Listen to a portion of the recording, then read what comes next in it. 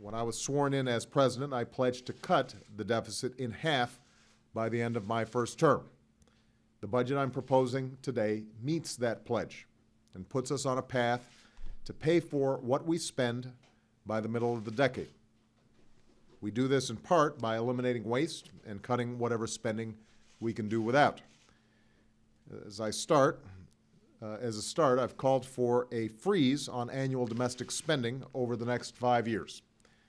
This freeze would cut the deficit by more than $400 billion over the next decade, bringing this kind of spending, domestic discretionary spending, to its lowest share of our economy since Dwight Eisenhower was president. Even as we cut waste and inefficiency, this budget freeze will require some tough choices. It will mean cutting things that I care deeply about. For example, community action programs in low-income neighborhoods and towns, and community development block grants that so many of our cities and states rely on. But if we're going to walk the walk when it comes to fiscal discipline, these kinds of cuts will be necessary. I'm also looking forward to working with members of both parties to take steps beyond this budget freeze, because cutting annual domestic spending won't be enough to meet our long-term fiscal challenges.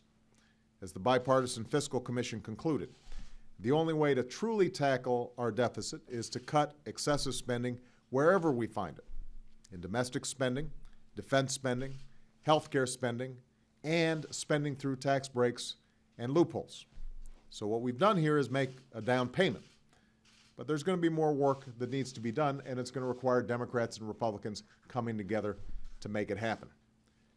We've begun to do some of this with $78 billion in cuts in the Defense Department's budget plan, by ending tax breaks for oil and gas companies, and through billions of dollars in savings from wasteful health spending.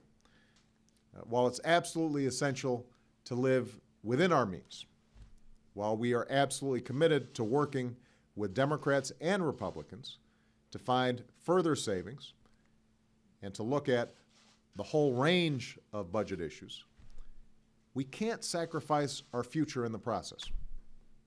Even as we